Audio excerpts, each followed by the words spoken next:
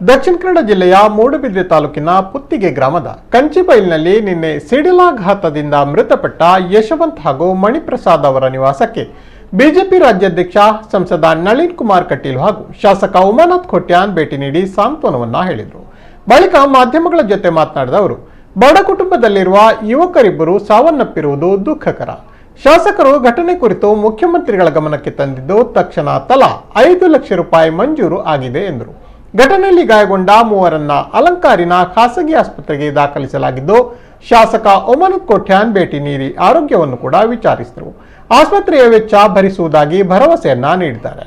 ಮೋಡ ಅಧ್ಯಕ್ಷ ಮೇಘನಾಥ್ ಶೆಟ್ಟಿ, ಜಿಲ್ಲಾ ಪಂಚಾಯತ್ ಮಾಜಿ ಅಧ್ಯಕ್ಷ ಕೆಪಿ ಸುಚರಿತಾ ಶೆಟ್ಟಿ, ಪುರಸಭೆ ಸ್ಥಾಯಿ ಸಮಿತಿ ಅಧ್ಯಕ್ಷ ನಾಗರಾಜ ಪೂಜಾರಿ ಮೊದಲಾದವರು ಈ ಸಂದರ್ಭ ಉಪಸ್ಥಿತರಿದ್ದರು.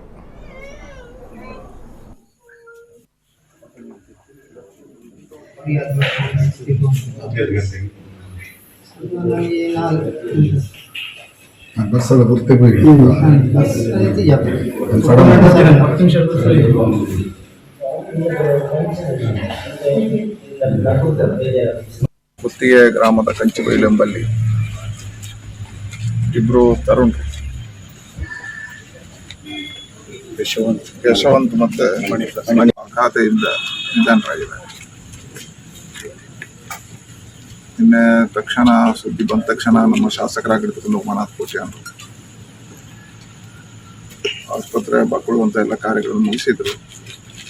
ಇವತ್ತು ಅವರ ಮನೆ ಭೇಟಿಗೆ ನಾನು ಶಾಸಕರು ಜೊತೆಯಾಗಿ ನಮ್ಮೆಲ್ಲ ಪ್ರಮುಖರ ಬಂದಿದ್ದೇವೆ. ಅವರಿಗೆ ಸಾಂತ್ವನ ಹೇಳುವ ಕೆಲಸವನ್ನು ಮಾಡಿದ್ದೇವೆ.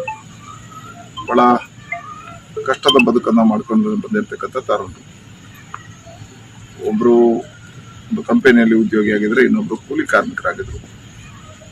ವಿಹಾರಕ್ಕೆ ಹೋಗಿ ಬರ್ತಾ ಇರ್ಬೇಕಾದ್ರೆ ಸಿಡಿಲು ಅಪಘಾತದಿಂದ ನಿಧನರಾಗಿದ್ದಾರೆ. ಆ ಕಷ್ಟದಲ್ಲಿರ್ತಕ್ಕಂಥ ಎರಡೂ ಕುಟುಂಬಗಳಿಗೆ ಸಾಂತ್ವನ ಇರತಕ್ಕಂಥ ಕೆಲಸ ಮತ್ತು ಸರ್ಕಾರದಿಂದ ನಮ್ಮ ಶಾಸಕರಾಗಿರ್ತಕ್ಕಂಥ ಉಮಾನಾಥ್ ಖೋಟ್ಯಾನ್ ಪ್ರಯತ್ನದಿಂದ ಈಗ 5 ಲಕ್ಷ ರೂಪಾಯಿಗಳನ್ನು ಕೊಡ್ತಕ್ಕಂಥ ಕೆಲಸವನ್ನು ಶಾಸಕರು ಮಾಡ್ತಾರೆ.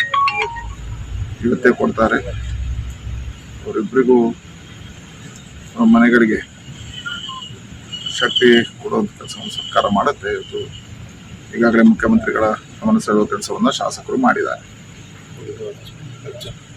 ಇನ್ನು 3 ಜನ ಆಸ್ಪತ್ರೆಯಲ್ಲಿದ್ದಾರೆ. ಅವರ ಆಸ್ಪತ್ರೆಯ ವೆಚ್ಚಗಳನ್ನು ಸರ್ಕಾರ ಇವತ್ತು ಭರಿಸುತ್ತೆ. ಉಮಾನಾಥ್ ಖೋಟ್ಯಾನ್ರು ಆ ಖರ್ಚನ್ನು ಸರ್ಕಾರದ ಕಡೆಯಿಂದ ತಿಳಿಸಿಕೊಡ್ತಾರೆ. ವಿಶೇಷವಾಗಿ ಆ 2 ಕುಟುಂಬಗಳು ಬಹಳ ಕಷ್ಟದಲ್ಲಿರ್ತಕ್ಕಂಥ ಕುಟುಂಬಗಳು. ಸಾಂತ್ವನ ಹೇಳಿದ್ದೇವೆ.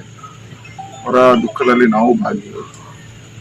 ಅವರ ಇಬ್ಬರು ಮೃತರಾಗಿರ್ತಕ್ಕಂಥವ್ರ ಆತ್ಮಕ್ಕೆ ಶಾಂತಿ ಸಿಗಲಿ, ಆ ಕುಟುಂಬಗಳಿಗೆ ದುಃಖವನ್ನು ಸಹಿಸುವ ಶಕ್ತಿಯನ್ನು ಭಗವಂತ ಕೊಡ್ಲಿ ಅಂತ ಪ್ರಾರ್ಥಿಸ್ತಾ, ಯಾರು ಆಸ್ಪತ್ರೆಯಲ್ಲಿದ್ದಾರೆ ಅವರು ಬೇಗ ಗುಣಮುಖರಾಗಲಿ ಅಂತ ಪ್ರಾರ್ಥಿಸ್ತಾರೆ.